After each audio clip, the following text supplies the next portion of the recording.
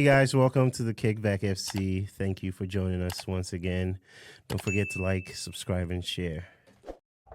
Welcome back to the Kickback FC, your go-to spot for unfiltered, real talk, all things soccer. Here we got it all. We'll be breaking down the biggest moments, the hottest takes, and everything that you need to stay tapped into the world's game. We'll even tap into some other sports from time to time because if it's big in sports, we've got our thoughts on it. Whether this is your first time kicking it with us or you have been rocking with us from the jump, again, I just want to say thank you to all of our friends and supporters. Once again, my name is Cornelius. I'm joined by my boys and fellow co-hosts. Gabriel, how you feeling? Great. Selam, how you feeling? Feeling pretty good, man. Happy Mother's Day to all the mothers out there. Absolutely. Bless all of you guys. Cornelius, how are you? Feeling good, man. Once again, just like Salam said, happy Mother's Day to all of the mothers out there. Um, it was good. Just me and Gabe were actually just kicking it with my mom for the past couple of hours. So it was good to see her. Just she's funny, man. It's always funny like growing up because then your parents, your parents are your parents always, but once you become an adult, you guys can kick it and talk about more adult things and they become more of your friends. And it's just funny to, kiki with your mom sometimes. It's always one of those heartwarming experiences. You never get over it. But yeah, man, good week, big week. I actually want to start in the US today. I want to start with the US and I actually want to start down in Miami because Lionel Messi becomes the fastest player to get to 100 goal contributions in MLS history. This is big. I mean, we knew Messi coming over to the MLS was going to be big when he did it. I believe, what is it, 3 years ago now? And, Miami has their cup. Miami has now entered the fray as one of those teams to beat in the East, specifically because of Messi. But, when you look at what he's been able to do for that club, that city, that team in itself, it's honestly been amazing. He has 59 goals and 41 assists. It took him 64 games to do that. If we go down to the top five and the quickest to 100 goal contributions, Sebastian Giovinco, who played for Toronto FC, he got to 100 goal contributions in 95 games with 58 goals, 42 assists. Robbie Keane, LA Galaxy legend, did it in 96 games with 62 goals, 38 assists. Carlos Vela, LAFC legend, also had 98 games with 62 goals and 38 assists. And then Joseph Martinez, who played for Atlanta United, CF Montreal, and the Earthquakes, got it in 105 games with 88 goals and 12 assists. So Messi breaking that, 64 games. Like I said, Sebastian Giovinco did it in 95 games. I mean, that just goes to show how important Messi is to this Inter Miami team. Did any of these numbers surprise you? Did you guys think it would be more goals, or did you think is 64 games kind of outrageous? What are your thoughts on? I think it's just the amount of games. Like he took pretty much what I think you said. Who was the next one? Giovinco, and he was 94 games. 95. So in 95 games, so it took him 30 less games than everyone to get to the same feat. I don't know the next time I'm going to see a guy do that. I mean, 64 games for 100 GA. I wonder. I mean, he's pretty much like, I feel like he's putting like Holland numbers up over there, or in the US. Because I forgot what number it took Holland to get to like 100 GA in the Prem, but I'm sure it was probably somewhere around there as well. So yeah, yeah, that's just crazy numbers, and just him breaking another record, stamping his name in another record book, in another league. So shout out to him, man. Yeah, I think it's just another reminder of, how good this guy really is, even at this stage of his career. Not really so much surprised by the goals, just because of, and no disrespect to his teammates that play, but it's probably easier for him to just score himself as opposed to set someone out, because that person still has to, finish. But no, man, this is one of the best players to ever play in this league. Definitely one of the, we're gonna look back just like we did the David Beckham signing, just like we did I would say the Thierry Henry signing as well too. Guys that are raising the profile of the league. That's what we want, and he's getting the job done. The only thing that he hasn't won so far is the CONCACAF Champions Cup, but he already has the MLS Cup and the Leagues Cup, so I'm sure that'll be on the docket for next year. Yeah, no, Messi just doing Messi things. And Gabriel, to your point, Haaland got 100 goal contributions in the Prem in 94 games, just 6 games under Alan Shearer. It took Alan Shearer 100 to get 100 goal contributions. So yeah, I mean, obviously the MLS is not as strong as the Premier League when it comes to defenders and things like that, but still 64 games ain't nothing to play with, at the end of the day. So shout out to Messi, man. Messi's just doing Messi things, like we say. But like Salam said, those assists, I think, speak volumes as well, because we know that Messi could probably score every game, but the fact that he's setting his teammates up with assists as well, it just shows, like his bag. He has a very, very deep bag when it comes to this game of football. So definitely wanted to shout him out. And then another big news, James Rodriguez is actually set to leave Minnesota United just after 3 months in the MLS. The Colombian star joined Minnesota in February. It was actually a short-term deal that was only until June 30th. And then the club actually had the option to extend through December of 2026. But it looks like, he's set to leave to go to Colombia to get ready for the World Cup. And we don't know if Minnesota will actually sign that extension, but right now it's looking like they probably will not. And probably this will be James Rodriguez's last foray into world football, whether it be for club or country. And, we all remember that 2014 World Cup. James Rodriguez definitely stepped into the world scene.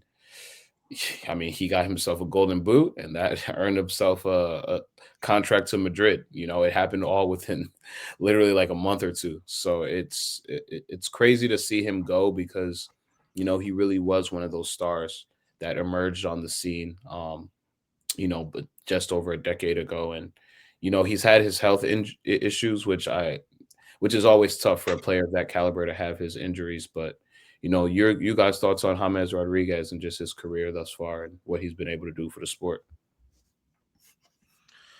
I mean, yeah, man, it's crazy that it seems like just yesterday, 12 years ago, that World Cup was happening, and I had never heard about him until that 2014 World Cup.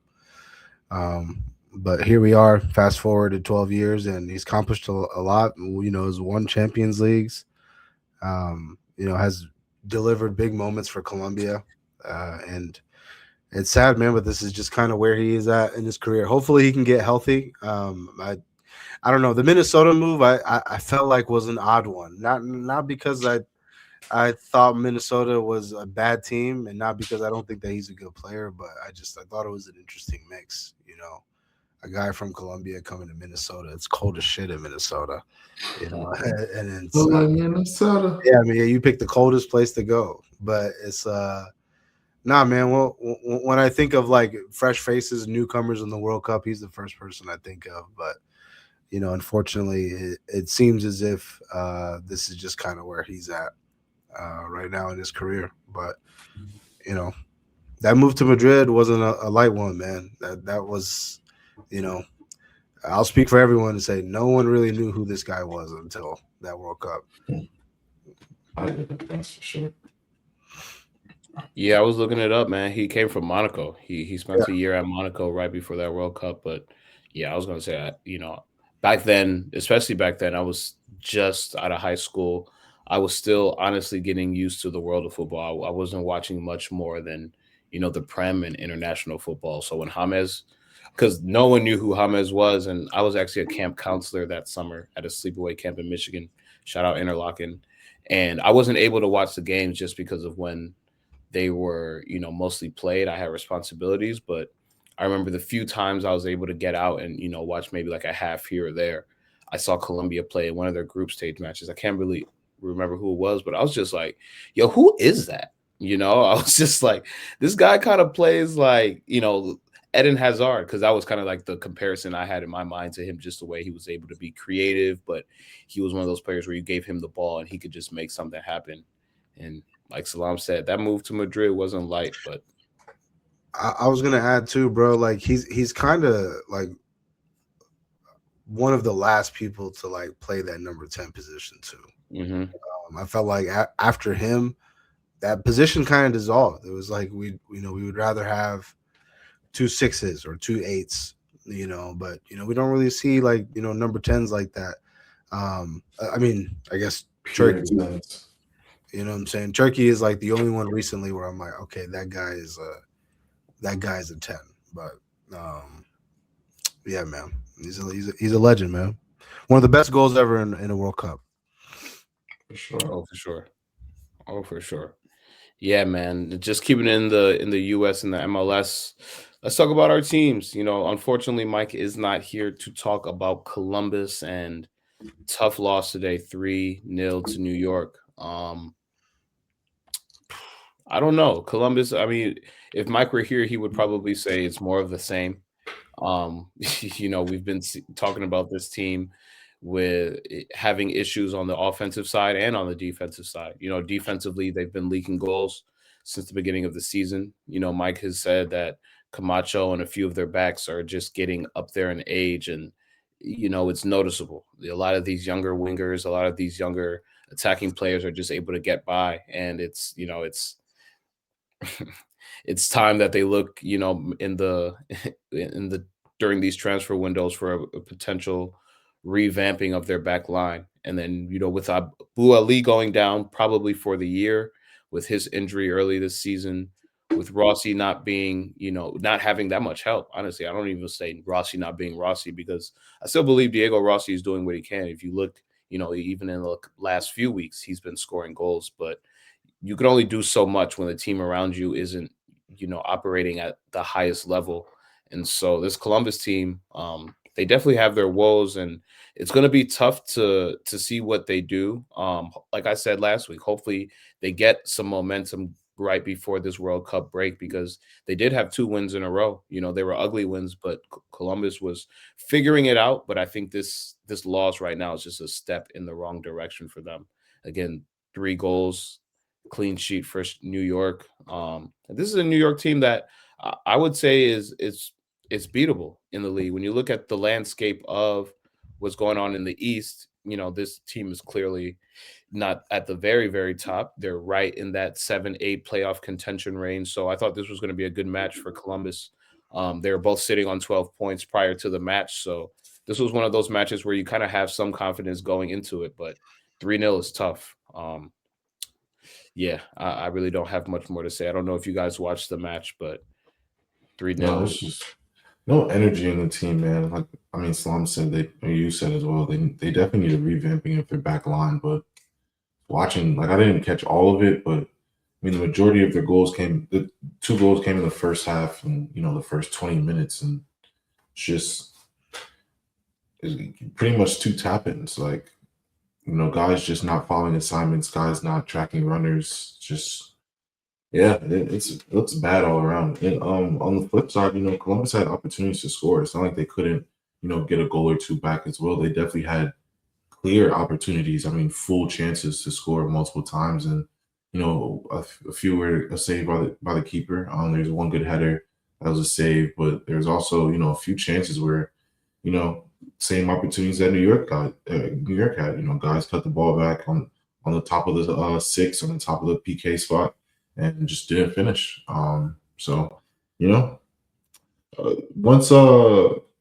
Once Columbus got rid of was it Cucho, they're always going to struggle offensively. And they didn't really replace him, and he provided a huge amount of goals and assists, and just a very dynamic player. And they didn't really replace that this season. They just kept Rossi, and I mean, you're seeing the effects of that. So yeah, man, hopefully Columbus can get it together, but as you said, man, it's not looking good. And they have 2 tough road matches coming up as well the next 2 weeks before they're back home. I don't know, man. Fine, they have to dig deep. Yeah, it's tough, man, because you could tell going into this season they really relied on, Abu Ali, really being here and, kind of leading the line for them this season. And then when he got hurt, obviously it changed the plans, and it doesn't help. Like, now the position that they're in, it seems as if, they're struggling to score goals. And, obviously we can tell like they're having a hard time keeping goals out. But a lot of the goals versus NYC, man, like when I watch those, just getting beat in transition, man, and silly turnovers. And it just seems like, it doesn't help that you're also trying new things with this new manager. So naturally, these turnovers, these mistakes, these, lack of whatever, not being able to connect is going to happen. But they're in a tough position, man. And you know, I love Columbus, man. I really do. But it's very easy to see that they have to bring in someone in the back in the summer. Has to be your number one priority. I would agree, but on the flip side, I do want to give a small shout out to, the Austrian international for NYCFC. Um, he had a hat trick in the game, Mr. Hans Wolf. And this is a guy who's been on New York for the last couple of years. Last year actually had an 11-goal season with 6 assists. So this is a guy who's, he's stepping into that role very well, that winger, that outside attacking player.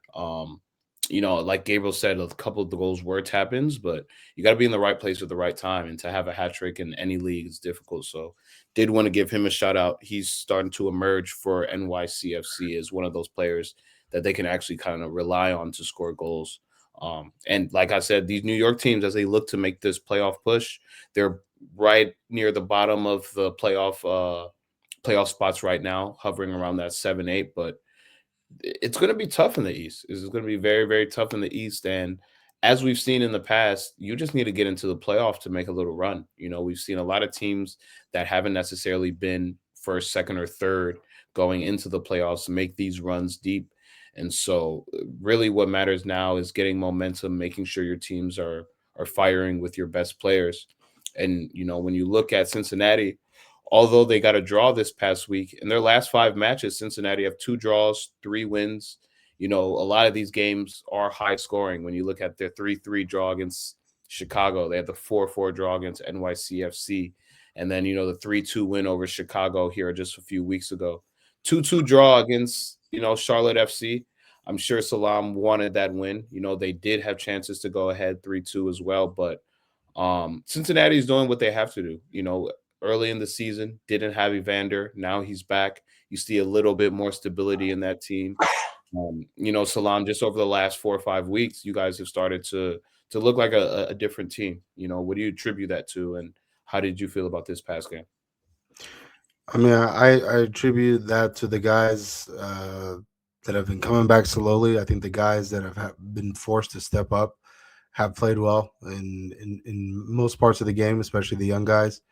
And then, like you said, I think Evander coming back to almost full strength, I mean, that helps. I mean, you saw the game this past weekend. Could have had 2 goals. Great free kick on his part. Denke got the leftovers of his first free kick. But like you said, Cornelius, it's a positive result. For us to go away from home and to get a point at Charlotte, a tough place to play, it is a good result. But I'd be lying if I said, like, it felt like a missed opportunity, just because we did go up 2-0 in that game. And, I said a few weeks ago that, like, I've accepted that we're not the same team that's going to be fighting for the supporter shield.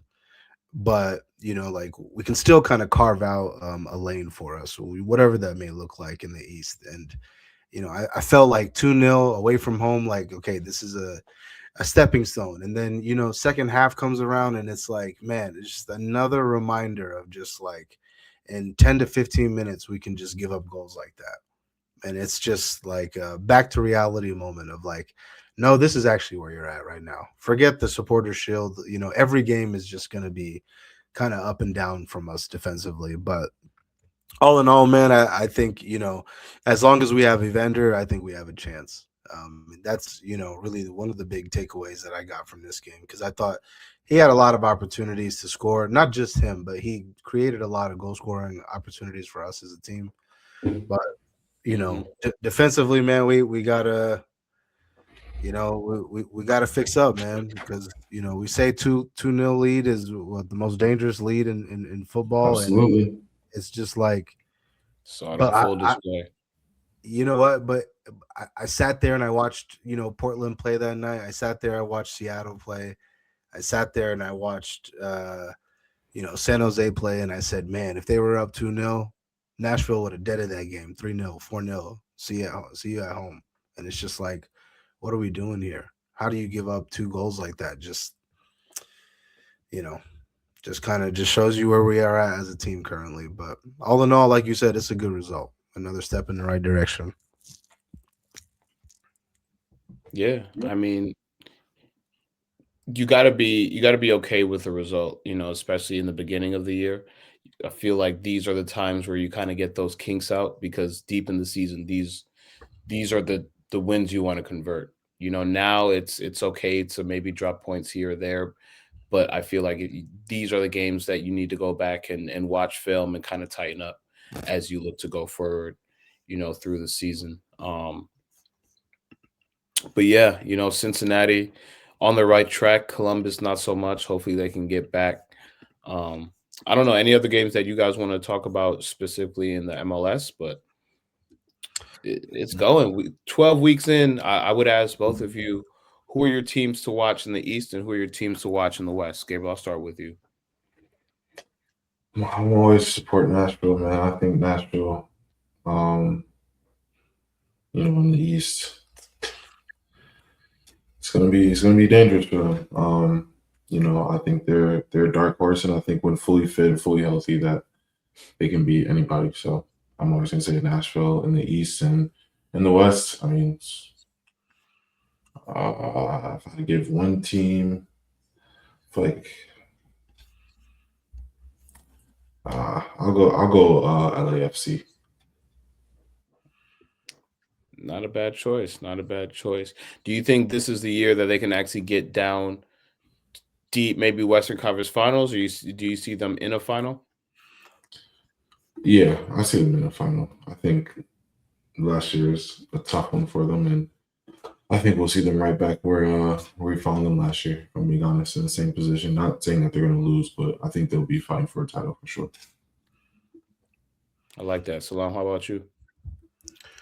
Yeah, I'll say teams to watch for. I'll start on the West. I'll say Seattle.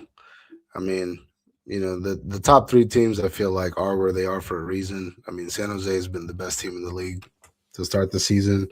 Vancouver, we know what we're going to get from them. That's an elite team in the league. Like Gabriel just alluded to with LAFC, I think that, for them to be in 3rd place just really speaks to how good the top 4 are in the West. But yeah, I think Seattle's a pretty consistent team, man. And I think that, in Seattle, it's a tough place to play. So I would say them in the West. And then on the East, I would say Chicago. I think Chicago, I mean, yeah, they just lost this past week to the Red Bulls. But I think under Berhalter, man, I think that they have the perfect combination of goals and just defensive structure. They don't really give up too many goals, and they score a bunch. With Zinkernagel and all those guys over there. So I would say those two definitely. But as far as, I just wanted to touch on some scores real quick. We talked about this before we started recording. Portland versus SKC, 6-0. I mean, sheesh. Yeah, it was 4-0 going into halftime. I don't know. I turned that game off. Well, I mean, I was like, well, shit. If it was Cincinnati playing, we probably would have given up the 4.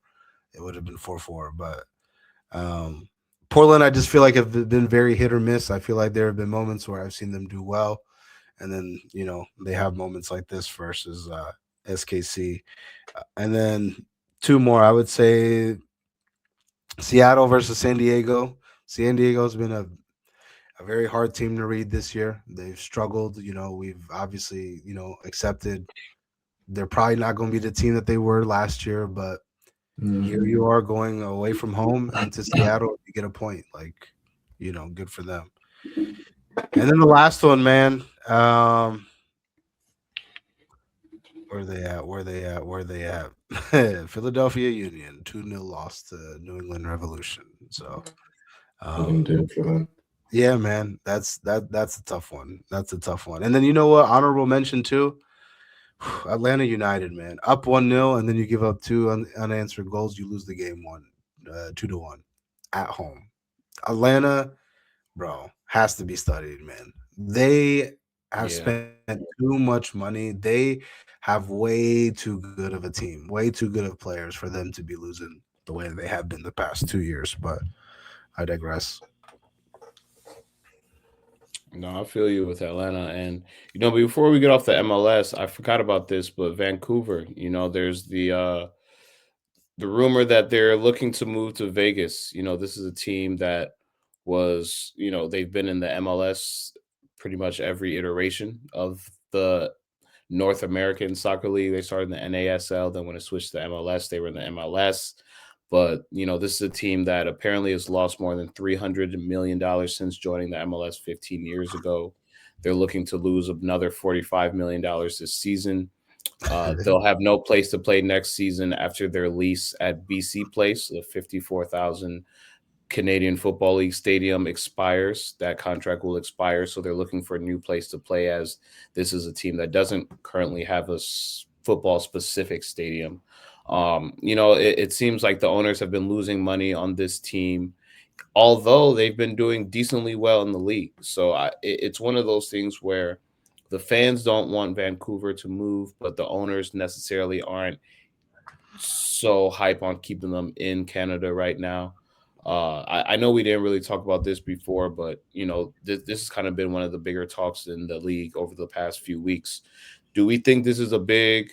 Do we think this is do we think it's smart for them to move from Vancouver to Vegas?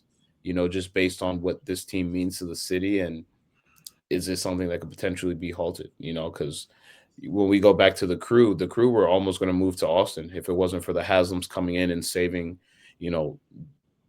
the move at the last second. And we see what Columbus was able to do since then. MLS Cup finalists, just overall great team in the league. And now Vancouver might be one of those that are in a similar position as the crew were a few years ago. So your thoughts on Vancouver and the possible move to Vegas?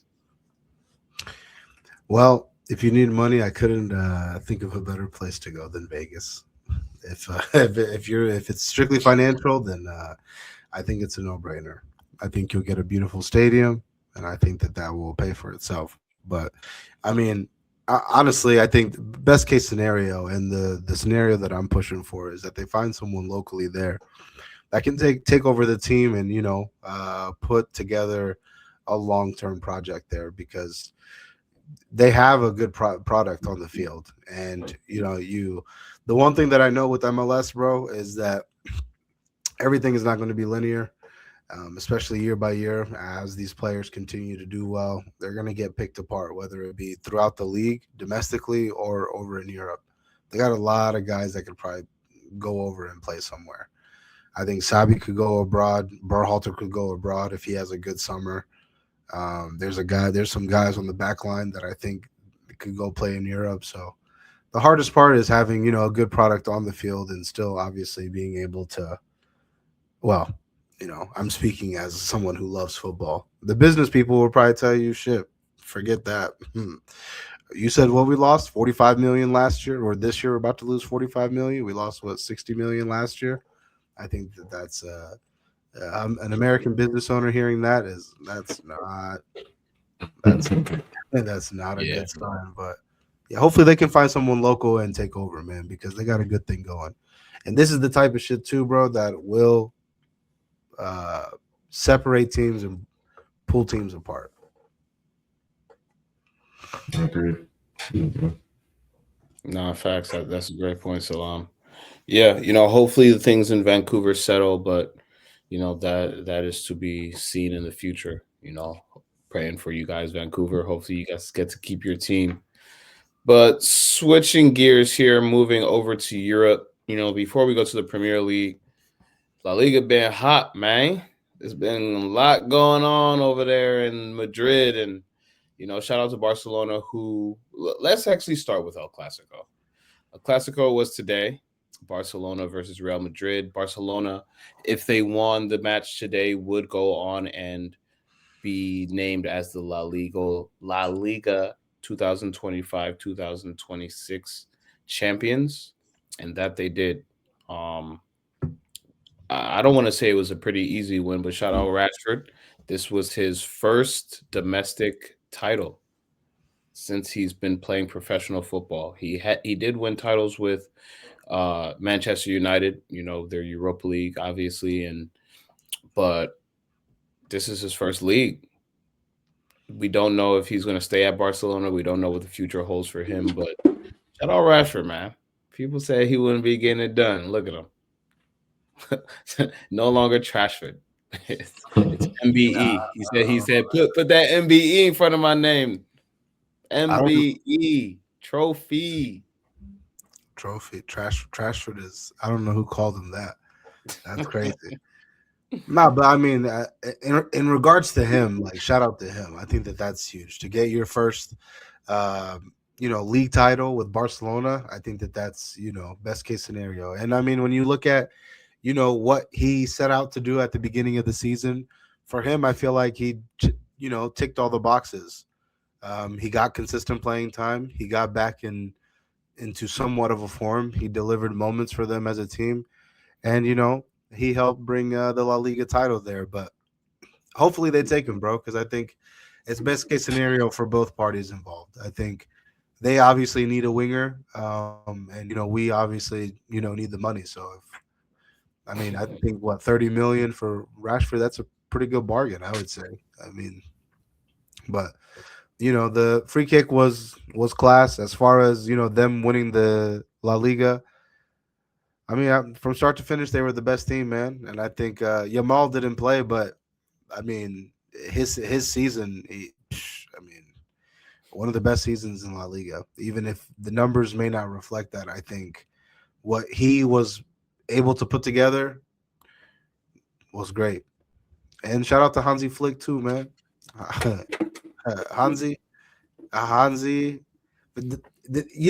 It's crazy. Like when we look back and we look at this Real Madrid team on paper and this Barca team, bro, most of these Barca guys are all academy youths mixed in with Rafinha and Rashford, a few other like João Cancelo. Like these guys are all homegrown guys. Like you got to give them credit, man. If they do one thing well, it's find they spawn these academy guys. For sure. Man. Shout out to Barcelona. Shout out to Rashford. He had a banger of a goal today. The free kick was top tier, man. I'm happy for Barcelona. I mean, this is their second La Liga. They won back-to-back La Ligas now. Is it 3 in a row? Back-to-back. So, yeah, man. I mean, shout out to them. They keep getting it done, and I mean, this is Madrid's second year, no trophies. I'm crazy. The first time going 2 years in a row, no trophies, and I don't know how long. There was some stat out there. I forgot how many years it's been, but it's been a while. But yeah, man, speaking of Real Madrid, it's just been drama over there. First we'll go ahead and we'll start with the Mourinho to Madrid because this was something that kind of popped on the radar last week, I should say, but it's gotten more legs. It's gotten a little bit more steam. I just want to kind of, throw the question out here. Do you think Madrid needs Jose Mourinho right now? Yeah. They could use him. I think that they need someone with structure. I think they need someone with a reputation. One of the many reasons why I feel like Zidane really worked out was because they really respected him, regardless of, and keep in mind too, in terms of a first team coach, we didn't have that big of a sample size with Zidane. We knew he was coaching in one of their youth teams and he was given the opportunity, but as a coach, he didn't have the CV Jose does. But I think the fact that they all respected him, really helped his case. So I think a guy like Jose Mourinho coming into this team with the locker room like Vinny, Mbappe, Jude, I guess Chouamini, and what's his name? What's bro's name? Valverde. Like, these big time personalities. You need someone that can manage them and who's managed the best. You know what I'm saying? You could argue that I've managed players much greater than you. So I think they need structure. I just don't know how it's going to work out because, Xabi Alonso tried to instill this at the beginning of the season, one of the best young managers in Europe, and you threw him to the curb because he didn't align with what some of the players apparently were saying. I feel like, as crazy as this may sound, I feel like, how you said Zidane had like that just respect just from, his playing career and everything that he was doing. I don't feel like Xabi Alonso had that same respect. Like, I don't feel like his personality was as big. So even though he had the CV, I still feel like guys thought that, like, you're not that much older than me, bro. Like, and you were good, but like, yeah. I don't know. That's just like the feeling I get. Like, I feel like Zidane, like people talk about Zidane, like, bro. Yeah. Zidane, like the headbutt, him in the World Cup, Real Madrid, like we all know Zidane. So it's just like, Xabi Alonso, also amazing career, amazing center mid. I watched him all my life as well. Great player, but I feel like he just didn't have that same, like. That's fair. But I don't know. And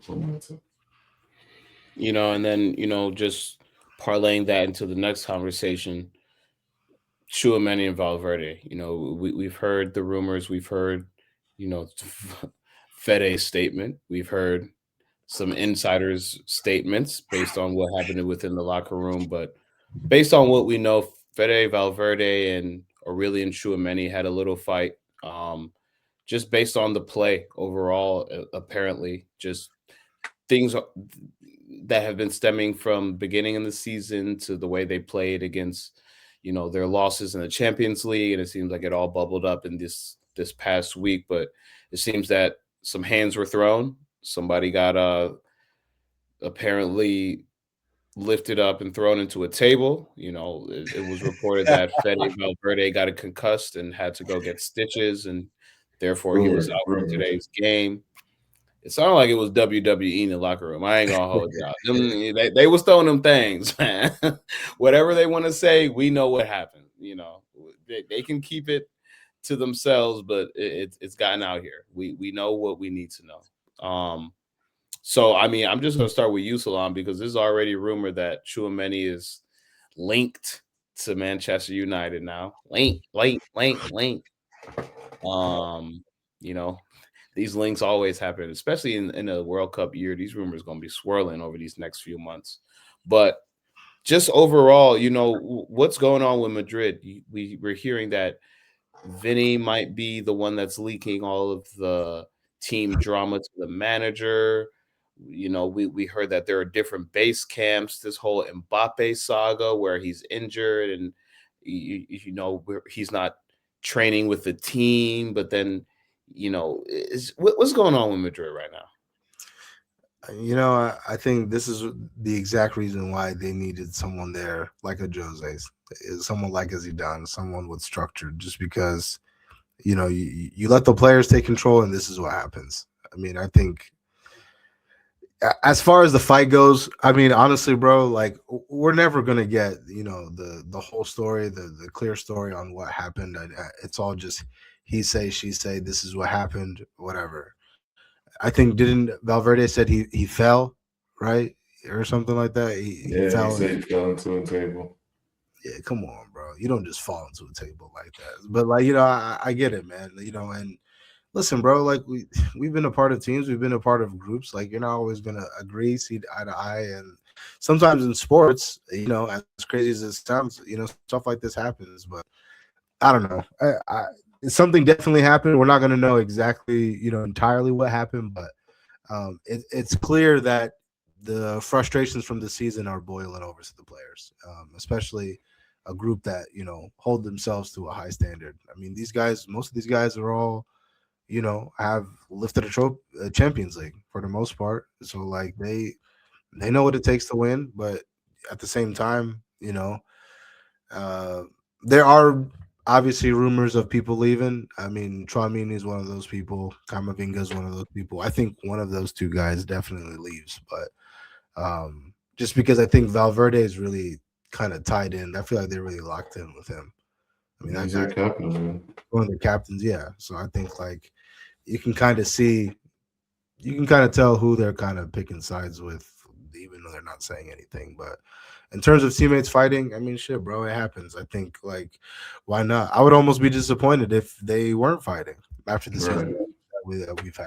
You know what I'm saying? Like, it's not all just roses or whatever. I just think that it's crazy that it happened day one and then it carried over into day two. It was like from how the story was, it was like everything happened day one. They fought, whatever. Everyone went home, and then day two, Tchouaméni approached bruh and was like, "Yo, like let's make amends." He didn't say Really, anything. he said, No. He didn't "Man, say I don't need no handshake. I don't need no handshake. He handshake." say, "Hey, I'm gonna see you out in the field." The first opportunity he got, he went in studs first. Wish, That's man. you already know. First. You already know what type of tackle, man. Hey, bro, you already. Man. You do imagine, Premeditated, man. Premeditated. he was in the car on the way to training, like, I can't I'm gonna wait. get this nigga today. I can't wait. I already know I'm gonna be in the yellow bib today. I can't wait. That's crazy. Crazy. But yeah. Hey, Premeditated Tchouaméni, murder. we need that fight. Come bring that fight over here, man. Oh, my boy. RLM. Nah. Man, I don't know. And then you got Mbappe over here. 73 million people signed a petition to get him off the squad, man. What's going on in Madrid, bro? 70. They said this is the most anyone has signed for any petition of all time. Of any petition. Anything. I feel like the numbers flush, man. I don't feel like it's really 73 million, but it's probably a couple million that really signed this petition, though. If it really is 73 million, that's insane. I have seen the number, but I just don't. I feel like that number flew out the window quick. It's gotta be bots. With yeah, I feel like online signatures, it's got to be bots. They just botted Speed. Remember Speed?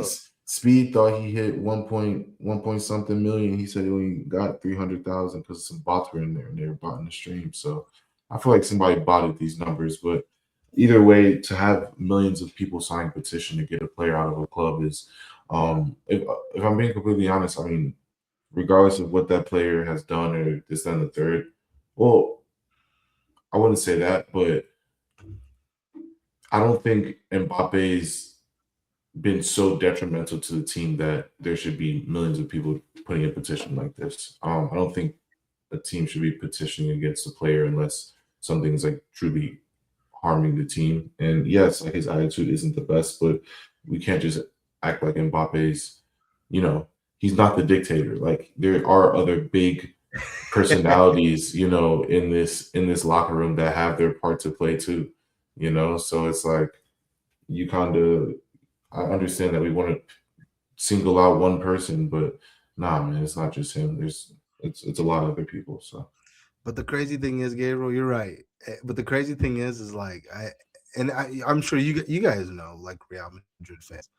Almost every Real Madrid fan I know says the same thing about Mbappe. It's like, I don't know, man. It's like nice to have, but like it's not working.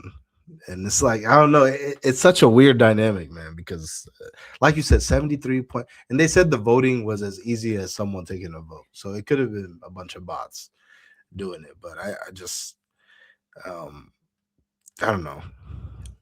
It's just, I mean, when you look at it, because, it's, when you look, because I've been hearing different things from different pundits surrounding Mbappe, and people always go back and they refer that Luis Enrique video of him and Mbappe having that film session, and he's like, "Look, like I need you to drop back. I need you to work for the team." And whatever happened, Mbappe and PSG, they didn't win that Champions League trophy, which they sought. Mbappe goes to Madrid. PSG instantly wins their Champions League. A year later, they're back in the Champions League final. And people are like, Enrique is a little vindicated. He asked Mbappe to work a little bit harder for the team. Mbappe didn't necessarily want to be that player that had to track back. He goes to Madrid, and you see some of the same issues there. And, it ultimately, I'm not going to say Mbappe is the Achilles heel of the team, but when you're a player of that profile, a lot does revolve around you. And, for better or worse, the success of the team does kind of heavily, you influence that, as a player on and off the field. So I can understand why Madrid players feel that way, because it's been this, it's been something that's kind of loomed behind Mbappe on the club football scene. For the world football, we know what he's done for his country. We know, we know who Mbappe is, but it's looking a little sticky when we look at what PSG has been able to do since Mbappe left. And again, just Madrid over these last few years, it's been a little, it's been not as happy as they thought it would be. You know what I'm saying? There's cliques though. You can tell there's a French clique. I would love to be a fly on the wall in that locker room. Just like who is, and you got so many different people, man. Like Rudiger's fighting Carrier, or not even fighting him. He's just slapping him up, bro.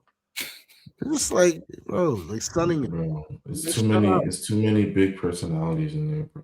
So it's like, bro. And the thing is, if they would just all somehow find a way to work together, they would be amazing. That's what the best teams have been able to do. Like Messi, Suarez, Neymar, they work together, bro. Like they didn't try to, if you try to outshine one other person, like why don't you just all eat together? Because you're assisting me, I'm assisting you. Like the more we do that, the more we're gonna score. I just don't understand why the concept is so hard, but pride and ego, bro. And it's like you see it, and it's sad, man. Because if you can just defend a little bit more, you can win a championship. And nah, yeah, I'm too good to defend. Like I don't know, man. To your point, though, I think the MSN though there was an understanding of like, who like was number one. That's fair. No, there's that's what I'm saying. They all found a way to figure it out. Like there should be an understanding. Like, hey, there may be a time yes, Messi's not defending as much as other players are, but they know Messi also knows when I get the ball, I'm gonna make something happen. Like, yeah, you're right. And I don't know. I feel like Vinny and Mbappe and Jude and Camavinga and Tchouaméni and Valverde, they should all be able to figure it out. I don't feel like this team, they have everything that they need to win everything, if I'm being completely honest. But bro, it's a pride and ego thing. And it's Jose the answer to bring humbleness to pride and ego. I hope. But who knows? And who knows if this team doesn't get blown up? I mean, because guys might want to leave, He has the biggest ego, Jose. So I think no, for sure. But it's like throwing a grenade on a powder keg. But then, I love it. We'll really see if Mbappe wants to stay. Because if not, then Jose would be like, we've seen Jose be like, no, leave. You don't have to play here if you're not going to play the way I want to play. So I don't know. And then we'll leave this Madrid discussion with this, but the other thing is, do we think that this modern game is too much for Mourinho? Do we think that because you look at some of his last appointments, people are saying that maybe he can't coach at the highest level as he used to? Do you think that this is too much of a project for Mourinho, I should say? No, I don't think so, because I don't think that he would really necessarily need to do too much, like from a tactical standpoint. Like I think he could get away with what Ancelotti did, and more so is just I'm just going to manage you guys, your personalities.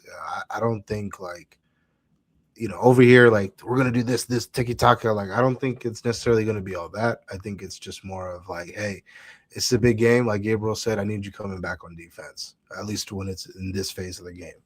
Or, hey, from now on, you don't leave. We're going to defend. And, that's what it is. I think really just managing them and managing moments. I don't think that they don't need like a traditional coach there. They just need someone that they can respect and, can manage the game. They really need a vibe coach, man. That's it. Someone just to keep things chill, bro. Bro, it Honestly. might be a shot. I think Tony Cruz in a few years, he would be a good coach for them.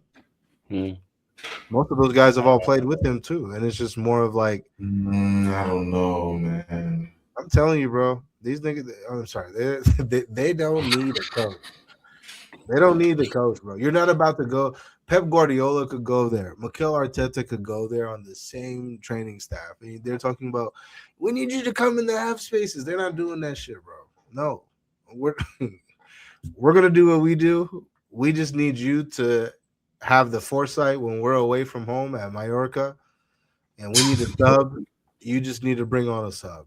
Just make sure that sub ain't me, and that's it. No, that's funny. No, that's funny, man. We'll see. We'll see what's going on next year. This will be a very interesting summer for a lot of reasons. But to switch gears to the Premier League, Saturday's matches were interesting to say the least. Liverpool Chelsea started off with that early game Saturday, 1-1 draw. It's so interesting. My lock of the week was actually Liverpool money line, which did not hit clearly, but Chelsea always draws Liverpool. For some reason, we always figure out a way to get a draw, and this year we actually beat them at home 2-1. Recently we've done well against Liverpool in the league, but when it comes to these like one-off matches, these domestic cups, they tend to get the better of us. So Liverpool and Chelsea have gone back and forth for the last few years, but honestly, this match, it just showed me where we were as a team. I think everyone's pretty checked out. Callum McFarlane really has one thing left on his on his plate, and that's the FA Cup, which we still are in because we have the final.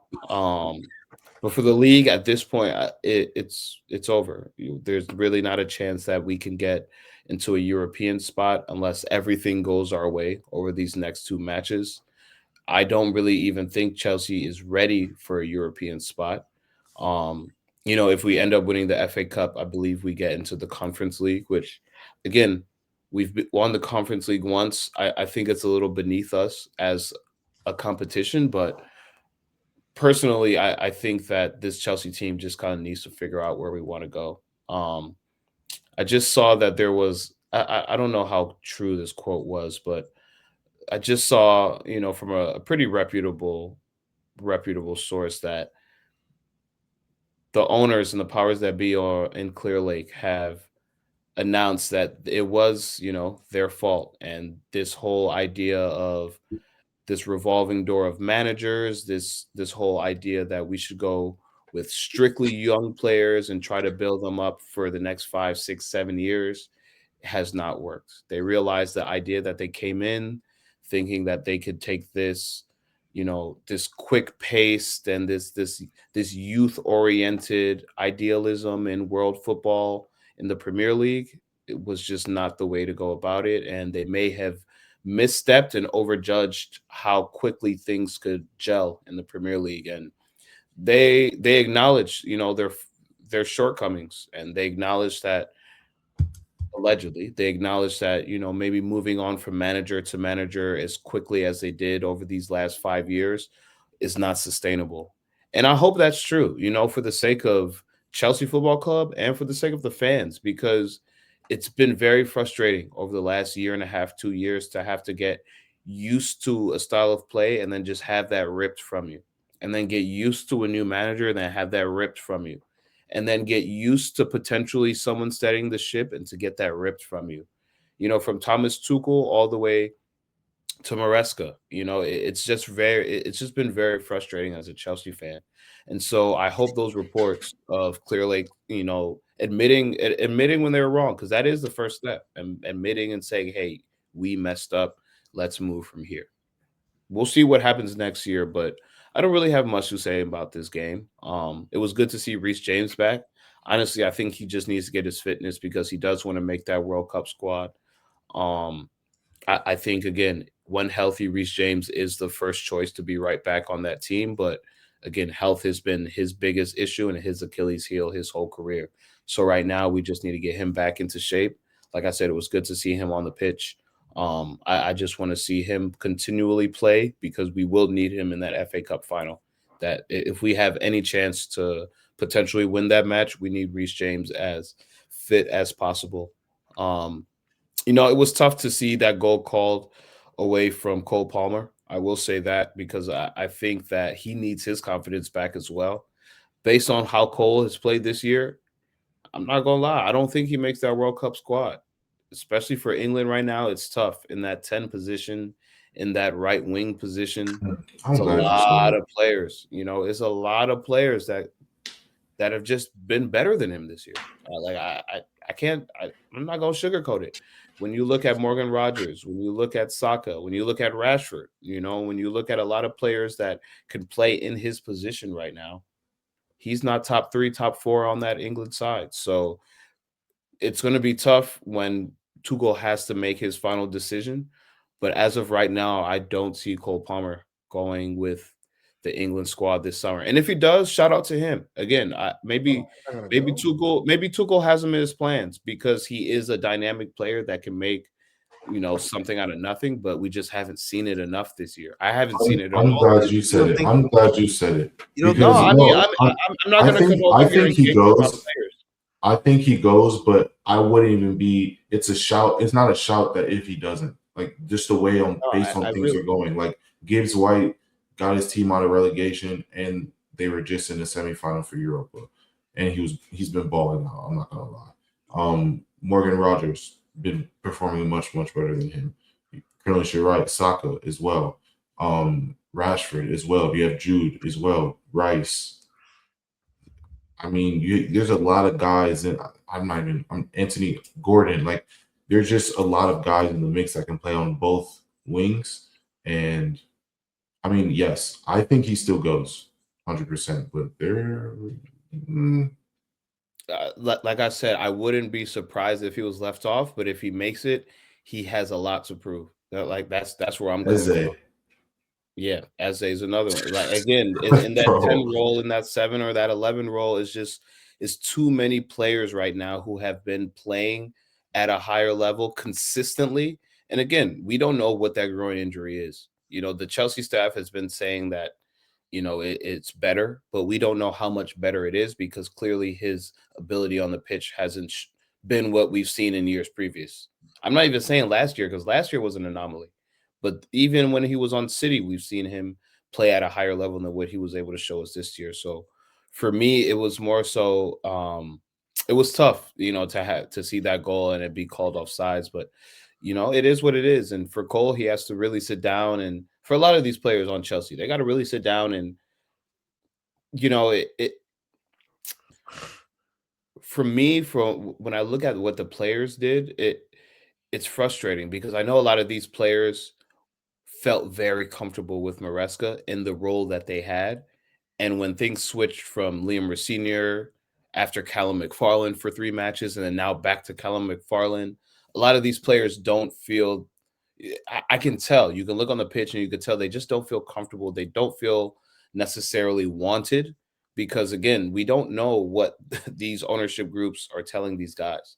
A lot of these guys were in the plans for Maresca, and now that Maresca's gone, who knows what their future holds. So for me, you can see the unease on the pitch in a way a lot of these players have been playing, and that could be due to a lot of things, knowing that this is a World Cup summer, them not necessarily wanting to be injured. I look at a player like Cucurella, who first half of the season, he was one of the best left backs in the league. And, these last 4 or 5 months, injuries aside, he just hasn't looked comfortable. He hasn't looked the same player. And this is a guy who wants to start for Spain, who was starting for Spain. And so there's just a lot going on in the Chelsea camp. A lot of these players who need to play well, but just aren't necessarily in their best mindset, in their best form. So, it was good to see the draw, but more so for me in these last 2 matches in the league and in the FA Cup, I just want to see our players get a little bit more comfortable because for them, I'm looking more so towards their future in the summer. A player like Joao Pedro, he's going to go with Brazil. Whether or not he starts, that's up to them. But these players that are on the cusp, these players that are fighting for positions within their national team, I just hope they get to put their best foot forward. But that's really all I got to say about the Chelsea-Liverpool match. Not really much there. But to switch gears to our other Saturday draw, Sunderland versus United, 0-0. Manchester United was not able to get any goals at the Stadium of Light. Salam, your thought and overall, just overall, this was a different lineup. We saw Xerxes starting up top. You saw Mount starting in the middle instead of Casemiro. Did you expect to win? Was this one of those matches where you were kind of just, fine with the result? When you looked at the lineup, what was your initial thoughts? No, I mean Casemiro was out hurt, so I didn't expect him to play. Xerxes, same reason. Sesko was hurt as well too, so he played.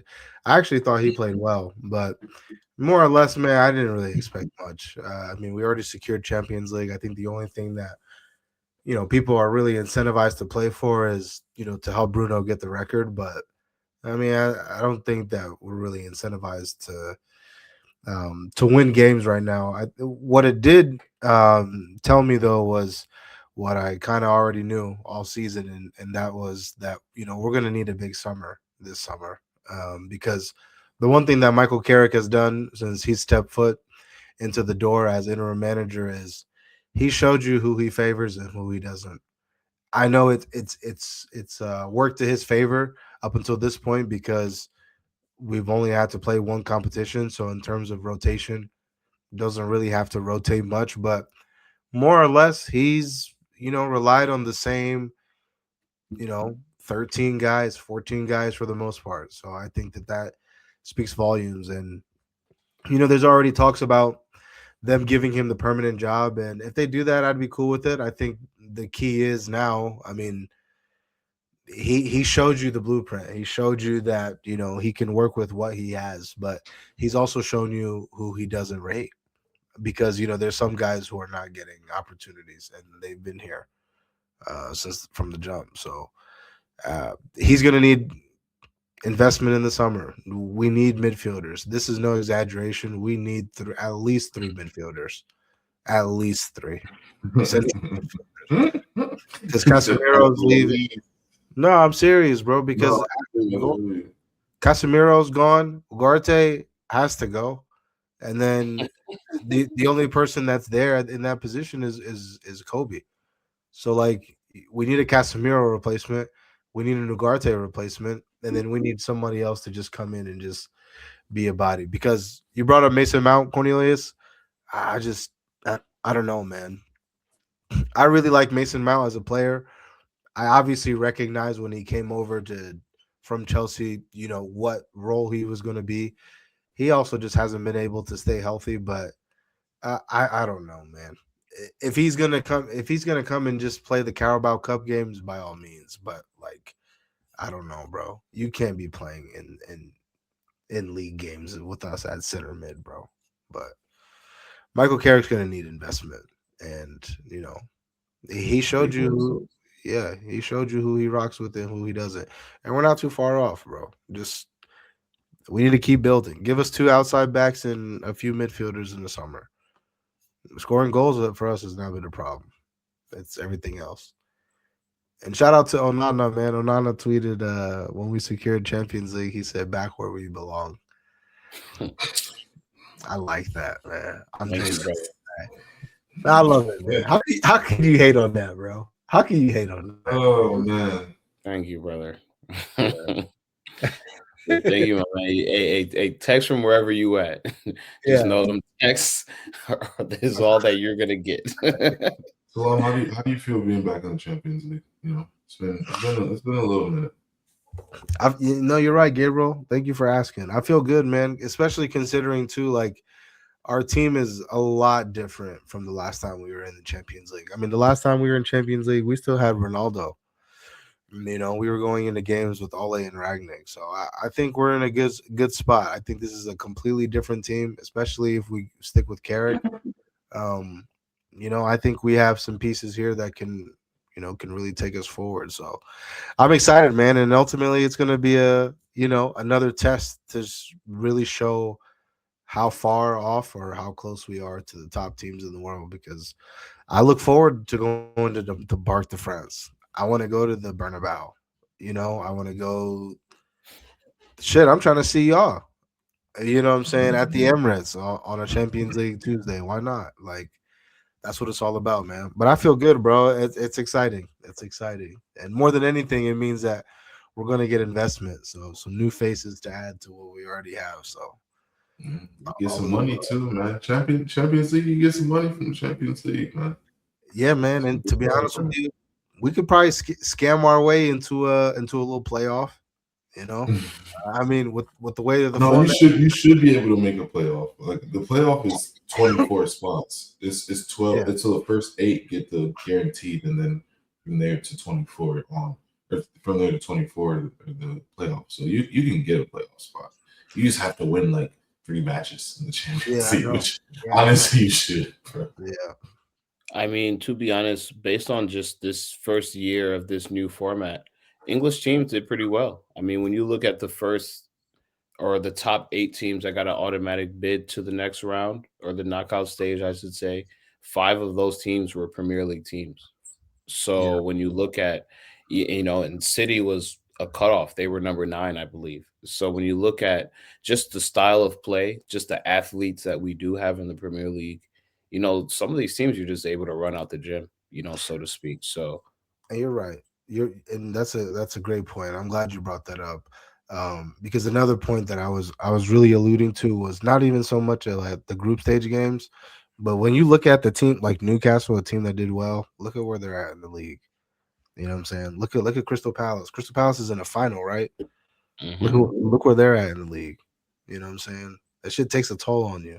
So, which is why I think like the investment is so important, because we're gonna have to rely on these guys. They're gonna have to play big games for us. So like, it's not about fucking what is it? October and November, December. It's about March, April, May.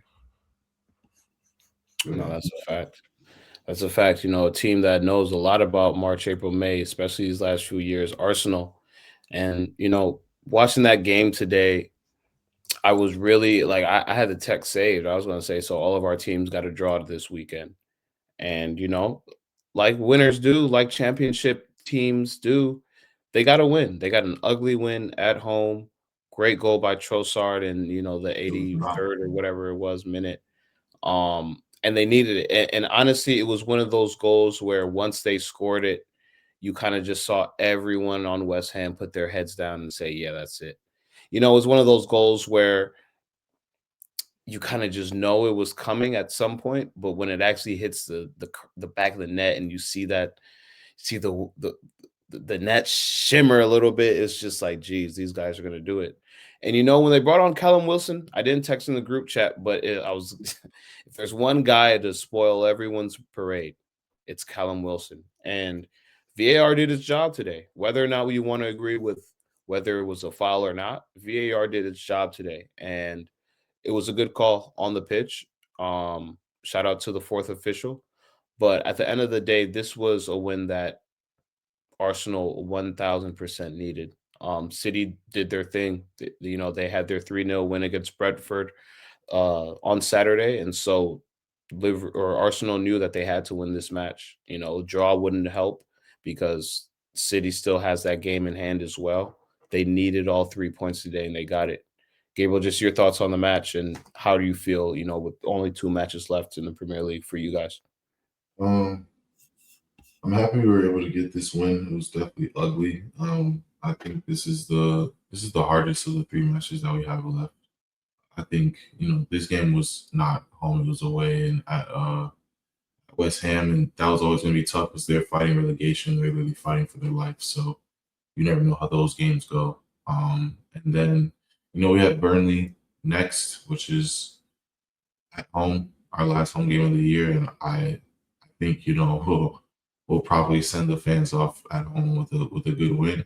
And then we have Crystal Palace away, which is not an easy match, but at the same time, you know,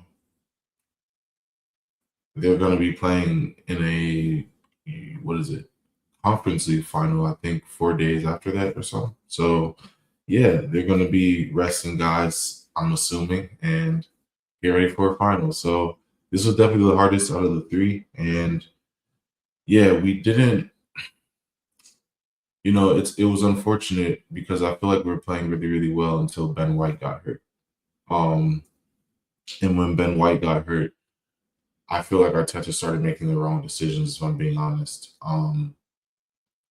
We pulled when Ben White got hurt, he came out, and I wish, and I thought Arteta was going to put Mascara in the, just put him in the right back position in a straight swap, but instead he moved Declan Rice there and brought on Zubamendi, which I didn't really understand, and later on he fixed it later in the match, but yeah, just a really ugly 1-0 win. Obviously, I think we could have played better. We could have finished some other chances that we did have. We hit the post. We had some good chances. Keeper made some good saves, and honestly, David Raya also saved us this week again too. Made potentially a title winning save today. So yeah, no, I think it was an ugly one. Guys individually did their job for the most part, and the Trossard goal was great. Odegaard came on and did extremely well. And yeah, the foul. If guys, people want to talk about the foul, it's a foul. Exactly how I'm calling it. It's a clear foul. There's no ifs, ands, and buts about it. And honestly, if it was just the arm across his face, I could see them maybe keeping the goal. If I'm being completely honest, I could see them potentially saying, he still could have caught the ball. The arm grab,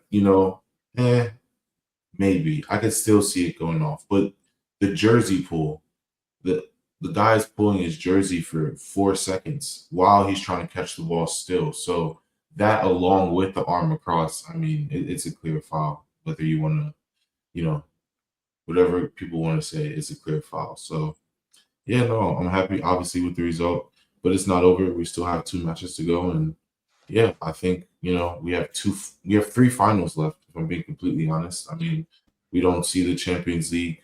We don't have the Champions League final until what I think 6 days after the last Prem game. So I think these last 2 are finals. But last home game at home, and unless I personally think City are going to slip up somewhere. I'm looking at this Bournemouth away like that is a sticky game, but that's just me. But yeah, no, I'm just looking at it like we have 3 finals left, and depending on how things go, we could potentially be there quicker than we think. So I'm just looking forward to it. Don't want to get too ahead of myself, but I have an exciting 3 weeks, all up until May coming up, and yeah, it should be like we say, it's the race, man. The race. Yeah, I mean, like I said, I don't really have much more about the game against West Ham. Smash and grab, good old English Premier League smash and grab. But you did bring up the Champions League final, so I do kind of want to segue into that because you guys did what you were supposed to do this past week, and you signed your ticket to Budapest to play in the Champions League final this year. You will be seeing PSG, the current holders of this competition. They're looking to go back to back for the first time since I believe Madrid did it. I believe, what was that, 2015, 16, maybe something like that, maybe a decade ago. But yeah, you guys are in your first European final in over 2 decades. This got to feel great for you. Just overall, like, how do you feel when you punch your ticket to Budapest? Like, that's massive. I mean, for me, I'll just give a little anecdote. 2021. This was the year where we had no business getting into the Champions League final. And, I was on the podcast. We can go back to the tapes, but I said, look, I know who we're playing, and this is one of those where we have to score first and hope and hold. And that's kind of what we did. Luckily we got our goal at the very, very end, and there wasn't much time to hold that lead. But, going in against a PSG team who's been very, very high, fast paced, high powered. When you look at their front four, front five, they have super technical players, very gifted, all good with both right and left. They have the current Ballon d'Or winner, Ousmane Dembele, who, he's been under the radar this year, but numbers wise, but if you look at what he's been able to do on the pitch, same as last year. The level hasn't dropped at all. So, I mean, when you look at a team that's been very, very high powered against this Arsenal team who has one of the best defenses in the world, if not the best defense in the world. Everything is it's lining up for fireworks. But personally, when you guys did punch your ticket to the Champions League final, what was, your initial reaction, just the overall emotions and thoughts towards what you had to do? And just happiness. Obviously, I was just joyful. This is my first time seeing us in the Champions League final, so I guess I'm an adult. So I'm happy about it, and it was great at first, and now I'm just like, all right, I just want to win it now. I don't want to go there for nothing. Obviously, this is a team that we want revenge against too. They knocked us out in the semifinals last year, so yeah, I think it's lining up to be a good match, and I think we'll get a dub. When they asked Saka, and Saka said when he was talking to Micah Richards, and he said, "Come on, man, I got to give like a media trained answer, but who he want. Who do you think he was talking about?" Honestly, I don't know, bro. I think I'm just gonna naturally say PSG because they knocked us out in the semis last year. It's like we won our get back. So what better get back than to beat y'all in the final? Y'all wouldn't want it, so y'all back here again. What better feat? So I don't know. Or it could be Bayern because they beat us a whole bunch of times, 6-0 and whatnot. So like I said, I really don't know. But he wasn't a part of the 8-2s, was he? Nah, I don't. Nah. But he was a part of a beating, but it wasn't. Yeah, but it wasn't. Yeah, so it's just like, okay, I really he was talking about PSG. Either. I think he was talking about PSG. We got knocked out in the semis last year, so okay, yeah, that's what I thought. So like because me and Rajat we were thinking the same thing. I was like, probably the team that knocked him out last year. I mean, it was cryptic on purpose because you can make it seem either way, but I was like, probably a team that knocked him out last year, to be honest. Like, why wouldn't you want your lick back? Yeah, he just wanted to come, he just wanted us to do this, come and talk about it, because he just I don't think he cares I don't think he cares who he sees. It's like, I'm here now that we're here. Like, okay, cool, So I like this from Saka though, man. I like it. It's like a little bit of like I'm the man. I don't know what y'all heard downtown. I'm the man, girlfriend. The good boy.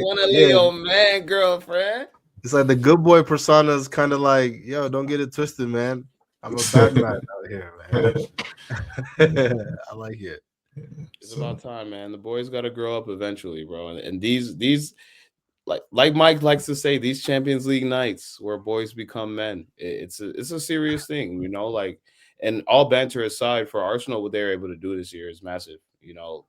Through all the vitriol, through all the hate, through all the banter, Mandem actually tightened up this year. And hats off to Arteta, because obviously he's the captain of the ship. Even just a few weeks ago, we were making fun of some of his tactics going into the Champions League game where, the guys were holding hands, keeping the ball in the air with, their heads joined and all that fun stuff. But at the end of the day, it's only banter if it doesn't work. If it works, all the fans, all the haters, all the people, all the pundits, everyone out there that has something to say, it won't mean much if you get the dub. We can say this was the weakest Premier League ever, but if you guys win the trophy, y'all have that trophy. 10, 15, 20, 30, 40, 50 years from now, ain't nobody going to be looking at the point difference between, oh, well, when City won it, they had 98 points. And when Liverpool won it, they had this many points. No one's going to care at the end of the day. You guys just have to cross that finish line. I feel like for a lot of Arsenal fans, like, this is the first time where they've actually had that belief. I feel like the last 3-4 years, Arsenal fans, they were there, they were in first place, but they didn't truly have the belief. I think this is the first year where, annoyingly, they do have that belief, and that's just built after years and years and years of this callus. You kind of build up that callus. When you're lifting, you go to the gym and you get that callus on your fingers. This is where Arsenal is for me. These last 3-4 years, y'all done got beat up so many times that now you guys are kind of like hardened to all the other stuff, all the noise. At least from the camp, that's what it seemed like when Saka was, puffing his chest a little bit. I was like, oh, okay, this ain't no 21-year-old Saka no more. This is the Saka who's been through the ringer. This is the Saka who's, missed a penalty in a Euro final. This is the Saka who's gone through everything that you could go through in world football. I think he needs to get this trophy to solidify himself as one of the greats of his era. And I think he's there, to be honest. But again, if you don't win it, it's just one of those things that you're going to always wish and ask the question, what if? But I really think y'all there. I think Arteta has done his job. Now it's up to the players. Again, it's up to him to set y'all up. But y'all got 2 games left in the Prem. You have a final against PSG. This could be a very, very great summer for y'all. But you just got to cross the finish line. You need Arteta to pull out one of those crazy pregame talks. He needs at least 3 of them. So he got 3 of them, man. I'm sure he does. We'll take care of business, man. I think today was a huge leap forward, and I feel like, years past, I feel like there was nervousness. Like, I feel like there's not nervousness now. It's like I feel like they're excited about the moment. I don't feel like they're shying away from it. That's the big difference I can tell from like years previously. Like years previous, it's like, oh, well, are we gonna like? I feel like everyone's pretty sure. So like, nah, we know what to do now. We're good, and it's a good feeling. So. Yeah, And that's that experience thing, man. Like again, like that's that experience thing. I think last year was tough specifically because that group of players, especially a lot of them, had been in that position before. Declan Rice, you guys kind of got him to be that next piece. And still, even with Declan Rice, you guys were still just a point or 2 off. And now I feel like, if not every 11 in that camp, the main core of the guys are like, nah, we done been here a year or 2 already. Like, this ain't happening the third time. And so that's a difference I can see, just even in the win today. Like, you guys had chances, like you said, to win earlier or to go up earlier. You hit the post, this, that, and the third. But when that Trossard got that goal, you could see the belief in the team, like, okay, we're here now. And so I think that's the biggest difference. But yeah, man, Champions League. It's that big one. It's definitely that big one. Did we talk about Bayern and PSG? You said what? Did we talk Bayern PSG?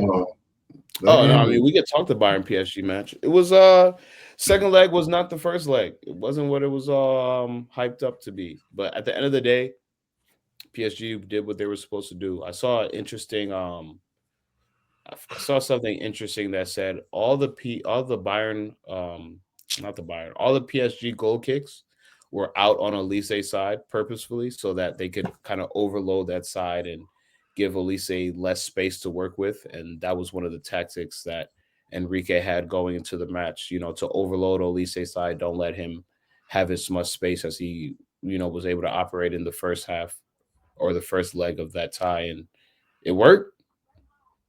It worked. PSG was able to do what they had to do. Yeah, well said. And I really like how you brought up that point, because I think one of the biggest differences in this leg was the coaches, really. I think the first game, I feel like, hindsight is 2020. The first game being fireworks, obviously, it was a chess match. We're just kind of seeing, what you're going to throw out, and you're seeing what we're going to throw out as well, too. But second leg, I feel like, the coaches really got to get into their bags, man, and I felt like Enrique got the shine. I thought that, Vincent Kompany has been great in the Bundesliga and in Champions League, but he met his match last week.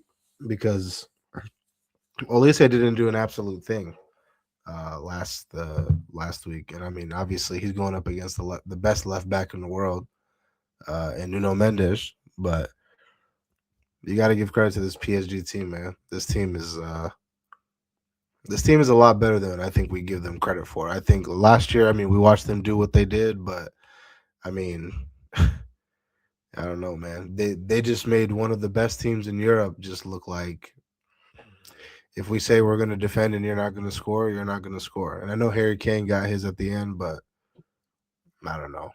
Yeah, I felt like it was two different managers at two different places.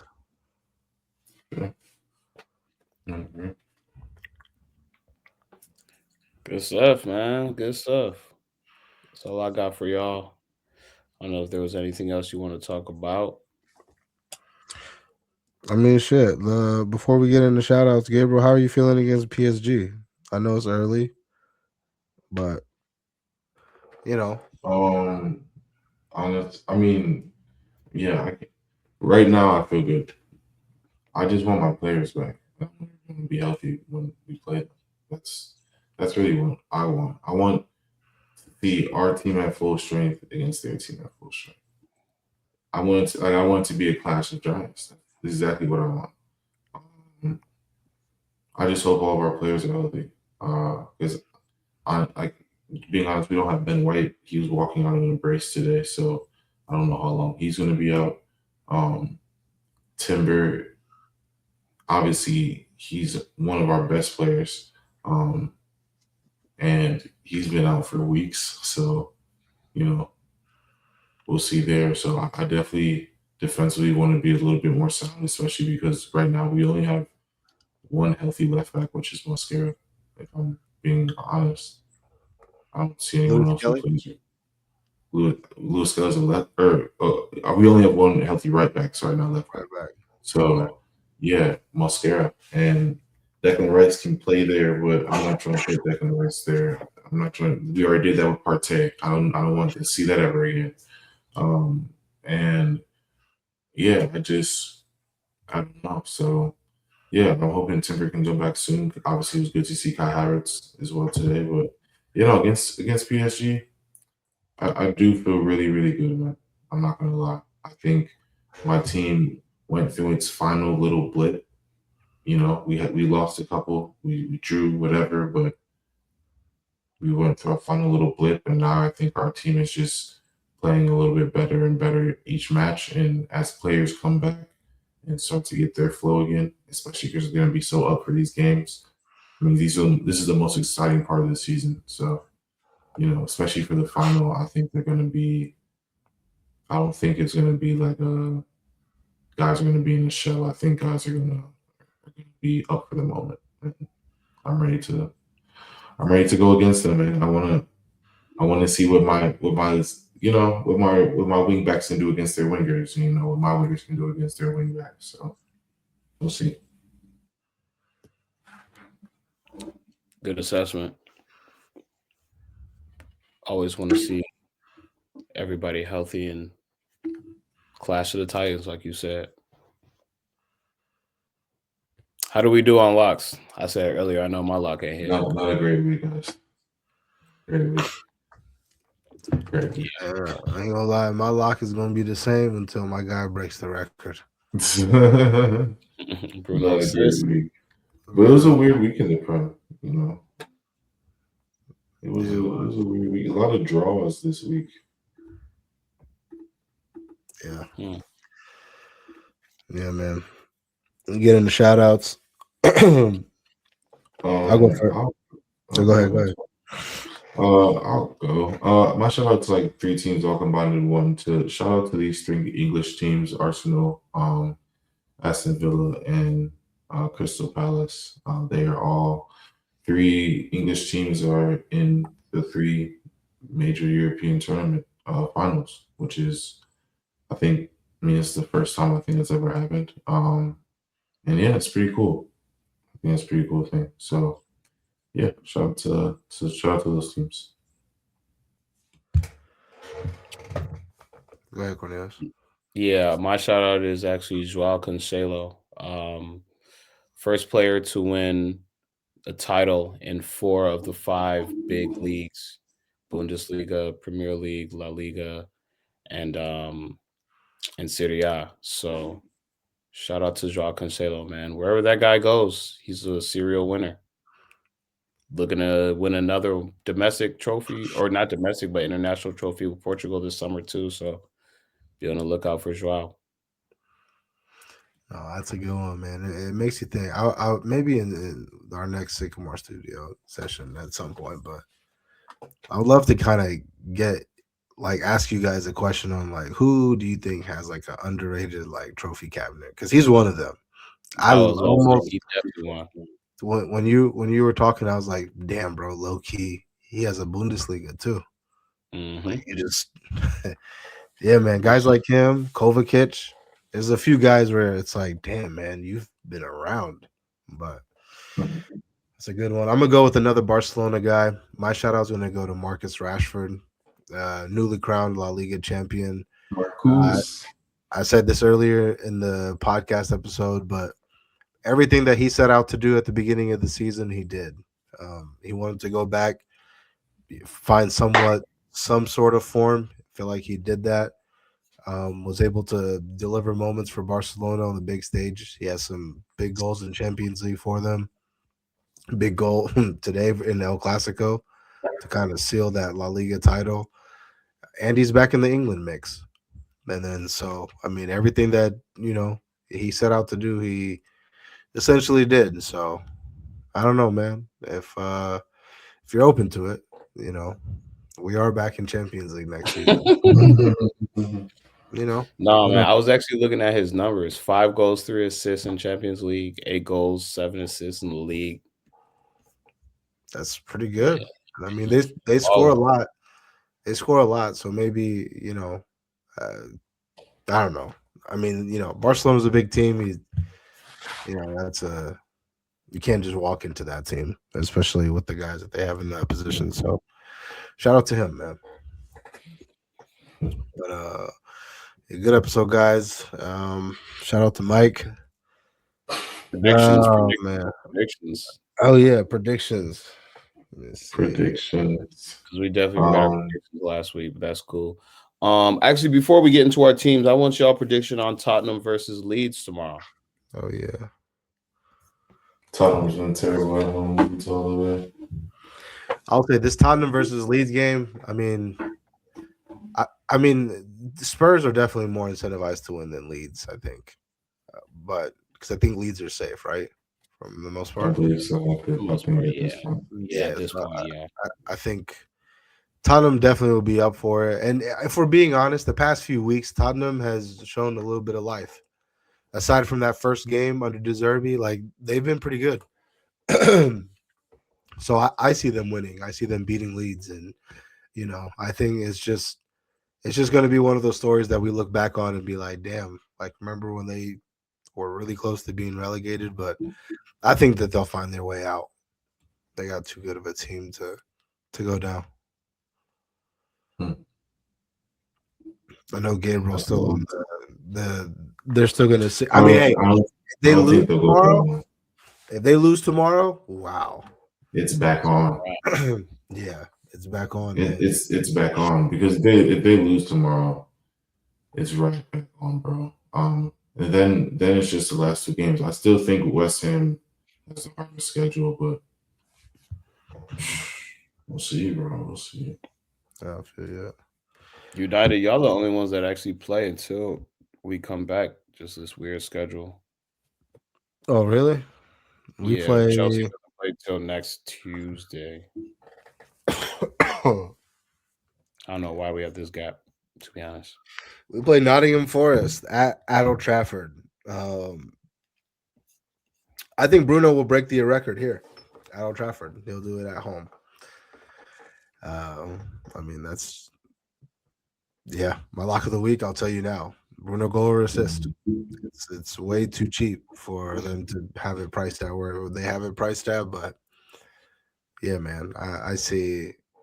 I'm actually gonna go with Nottingham Forest are actually they're safe too. So I mean, I don't know, man. No one's really incentivized to win. I would say we'll get a win. We'll get a win.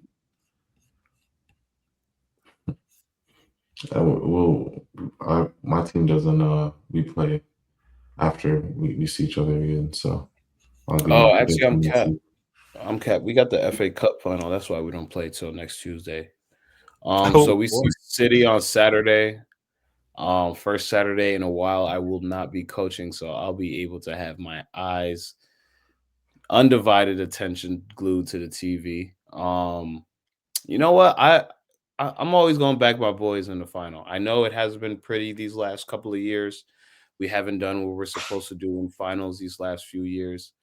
Maresca aside, but I'm going with my boys. Chelsea 2-1 over City. Let's wrap it up. Come on. I see a hollow embrace in your future. maybe with an own goal. Who knows? Man, maybe a Marmouche goal. He saw his goal over the weekend. So, can't wait for the season to be over and they can finally set us free because they've been holding us back. But I can't wait. Omar, come on over. I appreciate everybody for tuning in. As always, we appreciate you guys' continued support. Don't forget to subscribe on our Patreon, where you can get our lock of the weeks. We're about to start up EAFC here soon, and you get our in-studio sessions first. So appreciate the few of you guys who have subscribed to that. Thank you. And as always, until next time, peace.